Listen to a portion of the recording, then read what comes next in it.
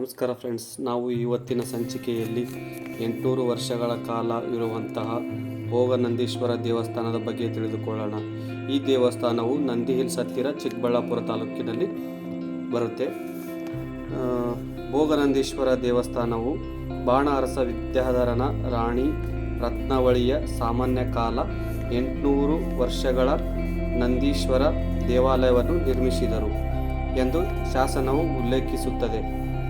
ಚಾಣರು, ರಾಷ್ಟ್ರಕೂಟರು, ಚೋಳರು, ಹೊಯ್ಸಳರು ಹಾಗೂ ಈ ಪ್ರದೇಶದ ಪಾಳೆಗಾರರು ಸುಮಾರು 9ರಿಂದ 15ನೇ ಶತಮಾನದವರೆಗೂ ಈ ದೇವಾಲಯ ನಿರ್ಮಾಣಕ್ಕೆ ದಾನ ದತ್ತಿಗಳ ನೀಡಿದ ಸಂಗತಿಯ ಶಾಸನಗಳಿಂದ ತಿಳಿಯುತ್ತದೆ.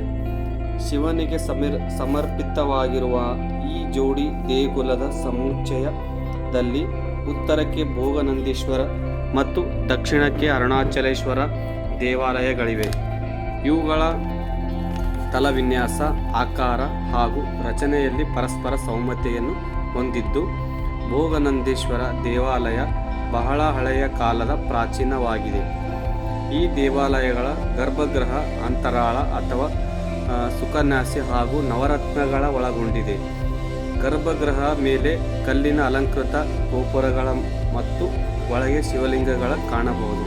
ಅಂತರಾಳ ಮತ್ತು ನವರಂಗಗಳ ಒಳಗೊಂಡಿದೆ. ಜಾಲಕಗಳನ್ನು ಹೊಂದಿದೆ. ಎರಡು ದೇವಾಲಯಗಳ ಎದುರಿನಲ್ಲಿ ಪ್ರತ್ಯೇಕ ನಂದಿ ಮಂಟಪಗಳಿದ್ದು ಒಂದೇ ಮುಖ ಮಂಟಪವನ್ನು ಹೊಂದಿದೆ. ಈ ದೇವಾಲಯಗಳ ನಡುವೆ ಕರಿಕಲ್ಲಿನಲ್ಲಿ ನಿರ್ಮಿಸಿದ ಕಲ್ಯಾಣ ಮಂಟಪವಿದೆ. ಅದರ ಪಕ್ಕದಲ್ಲಿ ಅರುಣಾಚಲೇಶ್ವರ ದೇವಾಲಯಗಳಿವೆ. ಇವುಗಳ ತಲವಿನ್ಯಾಸ, ಆಕಾರ ಹಾಗೂ ರಚನೆಯಲ್ಲಿ ಪರಸ್ಪರ ಸಾಮ್ಯತೆಯನ್ನು ಹೊಂದಿದ್ದು, ಭೋಗನಂದೀಶ್ವರ ದೇವಾಲಯ ಅತಿ ಪ್ರಾಚೀನವಾಗಿದೆ. ಈ ದೇವಾಲಯಗಳ ಗರ್ಭಗೃಹದ ಅಂತರಾಳ ಅಥವಾ ಸುಖನ್ಯಾಸಿ ಹಾಗೂ ನವರಂಗಗಳನ್ನು ಒಳಗೊಂಡಿದೆ. ಗರ್ಭಗೃಹದ ಮೇಲೆ ಕಲ್ಲಿನ ಅಲಂಕೃತ ಗೋಪುರಗಳ ಮತ್ತು ಒಳಗೆ ಶಿವಲಿಂಗಗಳನ್ನು ಕಾಣಬಹುದು. ಈ ಭೋಗನಂದೀಶ್ವರ ದೇವಸ್ಥಾನದ ಅಂತರಾಳ ಮತ್ತು ನವರಂಗಗಳ ಶಿಲ್ಪಗಳ ಜಾಲಕಗಳನ್ನು ಹೊಂದಿದೆ. ಎರಡೂ ದೇವಾಲಯಗಳ ಎದುರಿನಲ್ಲಿ ಪ್ರತ್ಯೇಕ ನಂದಿ ಮಂಟಪವಿದ್ದು ಒಂದೇ ಮುಖ್ಯ ಮಂಟಪವನ್ನು ಹೊಂದಿದೆ. ಈ ದೇವಾಲಯಗಳ ನಡುವೆ ಕರಿಕಲ್ಲಿನಲ್ಲಿ ನಿರ್ಮಿಸಿದ ಕಲ್ಯಾಣ ಮಂಟಪವಿದೆ.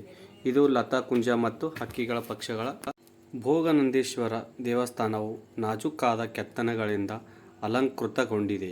ಈ ಕಲ್ಯಾಣ ಮಂಟಪದ ಹಿಂದೆ ಹಾಗೂ ಎರಡೂ ದೇವಾಲಯಗಳ ಮಧ್ಯೆ ಉಮಾಮಹೇಶ್ವರಿಯ ದೇವಸ್ಥಾನ, ಒಂದು ಚಿಕ್ಕ ಗುಡಿ ಇದೆ.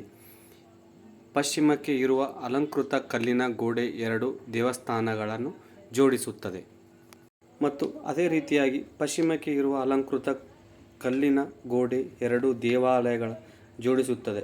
ಈ ಎರಡು ನಂದಿ ಮಂಟಪಗಳನ್ನು ಜೋಡಿಸುವ ಮುಖ್ಯ ಮಂಟಪದ ಪಶ್ಚಿಮ ಭಾಗವನ್ನು ಅತಿ ಅಲಂಕೃತವಾಗಿದೆ ಎಂದು ಹೇಳಬಹುದು.